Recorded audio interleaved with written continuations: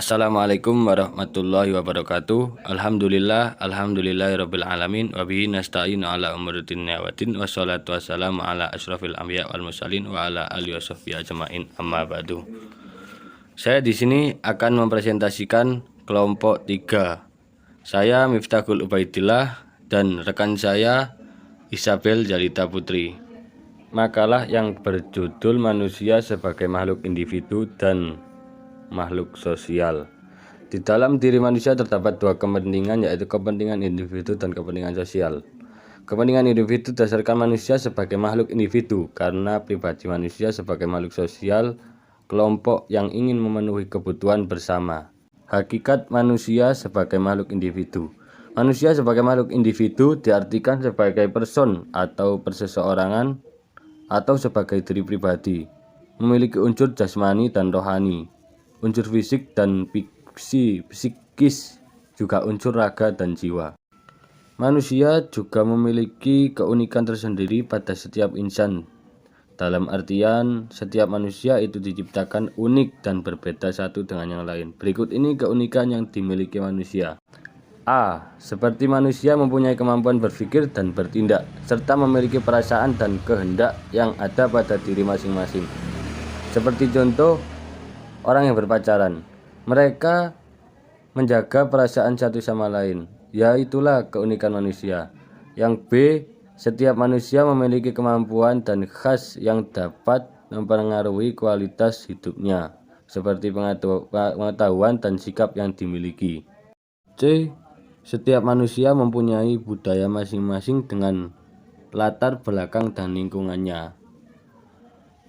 D, dan yang paling utama adalah kewajiban yang terkait dengan pihak lain. 2. Hakikat manusia sebagai makhluk sosial. Manusia sebagai makhluk sosial ini manusia sebagai warga masyarakat. Manusia dalam bermasyarakat memiliki 3 jenis kepentingan yang memiliki pendekatan rasio berbeda. Pertama, kepentingan teknis. Kedua, kepentingan interaksi. Dan ketiga, kepentingan kekuasaan. Dalam kehidupan sehari-hari, manusia tidak mungkin dapat hidup sendiri atau mencakupi kebutuhan sendiri.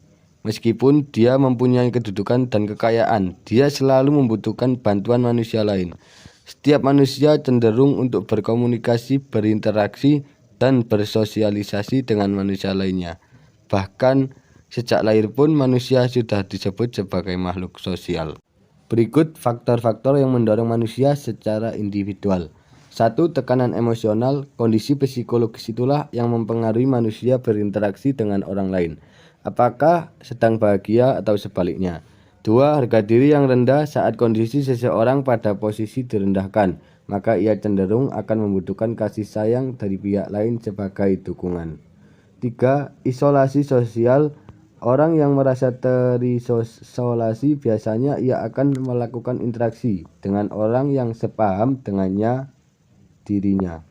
Berikut adalah fungsi dan peran manusia sebagai makhluk individu.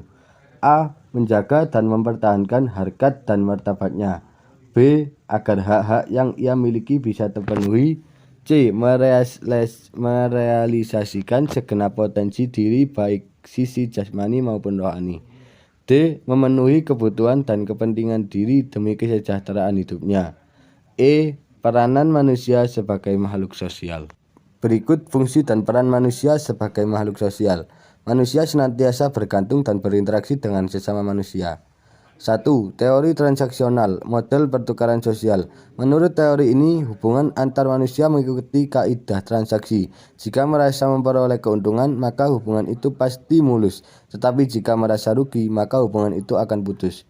2. Teori peran. Menurut teori ini, sebenarnya dalam pergaulan sosial itu sudah ada skenario yang disusun oleh masyarakat yang mengatur apa dan bagaimana peran setiap orang dalam pergaulannya. Misalnya, peran apa yang harus dilakukan oleh suami istri, ayah, ibu, anak, menantu, mertua, dan lain sebagainya.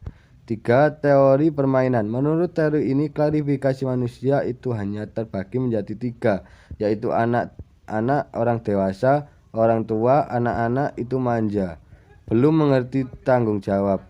Adapun orang dewasa ia lugas dan sadar akan tanggung jawab. Adapun orang tua Ia selalu memaklumi orang lain dan menyayangi mereka-mereka.